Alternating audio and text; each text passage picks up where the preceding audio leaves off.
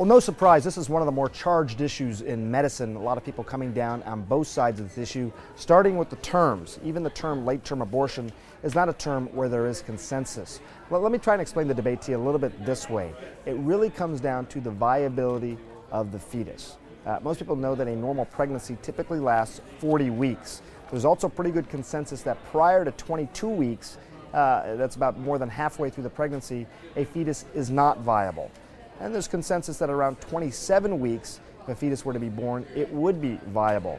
What is the gray area, just as you might guess, is that time space in between 22 and 27 weeks. And I can tell you again, after having spoken to lots of doctors on this, there's simply not an agreement in the medical community whether it's ethical to perform an abortion during that time frame. I also want to give you just a little bit of context here in terms of the numbers of abortions that are being performed around that time frame. If you look overall across all abortions, only about 1.3% of abortions happen after 21 weeks.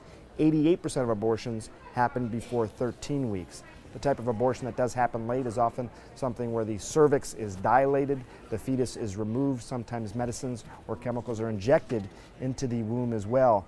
So that's typically what you're talking about when you're talking about late-term abortion. Now, if you look across the land and look at how laws stand right now, it's variable from state to state. For example, there's 24 states that you can see in red that the courts have said the states can restrict abortions once the fetus becomes viable.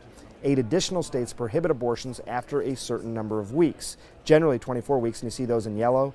And in 5 states, the cutoff for abortion is the 3rd trimester, and you see those states in green. As I said, it is one of the most charged issues in medicine. It is not going away. It's going to continue to be debated, certainly for some time to come. Dr. Dr. Gupta, CNN, reporting.